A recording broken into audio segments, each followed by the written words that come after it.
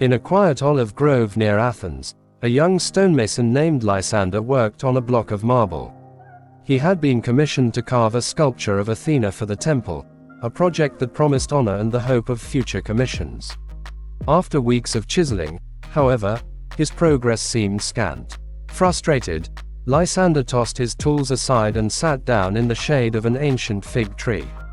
His master, the elderly and revered sculptor Pericles, silently approached. He carried a basket of figs, their skins glistening in the midday sun. Pericles sat down beside Lysander and offered him a fig. "Why do you sulk under this tree instead of working, Lysander?" he asked, his voice as calm as a summer breeze. Lysander bit into the fig, its sweetness mingling with his bitterness. "Master, my hands ache, my eyes burn, and yet the marble resists me. The image of Athena I have in my mind is perfect, but my hands cannot shape it.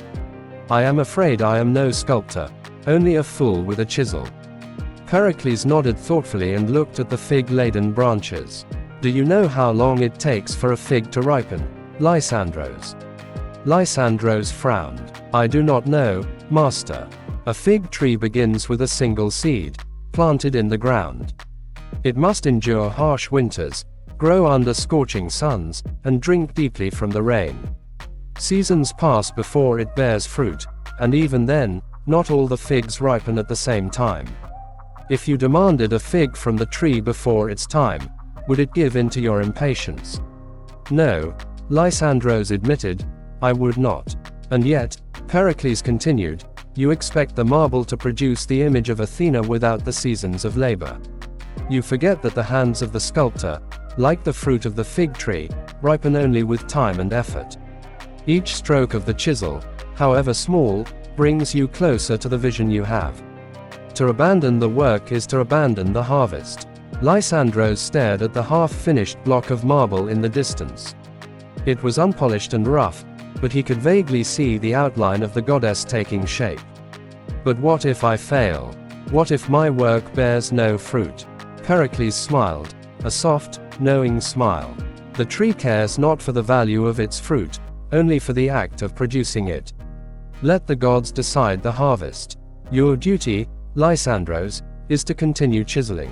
The young sculptor stood up, his heart lighter. He gathered up his tools and returned to his work with renewed patience. Days turned into weeks, weeks into months, but he persisted, each stroke of the chisel a prayer to Athena. Years later, his statue stood proudly in the temple, admired by all who saw it.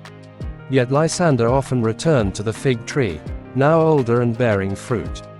Under its branches, he taught young apprentices, sharing the lesson Pericles had once given him. No great thing is created suddenly, just as a fig does not ripen before its time.